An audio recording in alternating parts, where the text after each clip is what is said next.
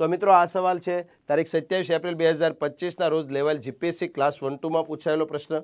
અને પ્રશ્ન કંઈક આ પ્રકારનો છે કે રાજ્યપાલ વિશે નીચેના વિધાનો ધ્યાને લો।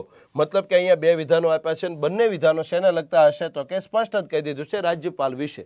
તો રાજ્યપાલને લગતા બે વિધાનો છે। ત્યારબાદ એવું કીધું છે કે ઉપર પૈકી કયું ઓબ્લિક કયા વિધાન ઓબ્લિક વિધાનો સાચું ઓબ્લિક સાચા છે। मतलब કે આપેલા બે વિધાનો રાજ્યપાલને લગતા છે અને એમાંથી આપણે ખરું વિધાન પસંદ કરવાનું છે। ચલો પહેલું વિધાન છે કે રાજ્યપાલની સત્તા વ્યવહારમાં મુખ્યપ્રધાન અને તેનું મંત્રીમંડળ ભોગવે છે। તો મિત્રો આ વિધાન ખરું છે।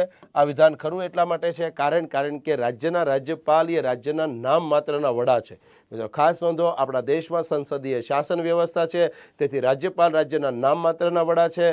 રાજ્યની વાસ્તવિક સત્તા તો રાજ્યના મુખ્યમંત્રી અને મંત્રીઓ ભોગવે છે, તેથી પહેલું વિધાન ખરું છે।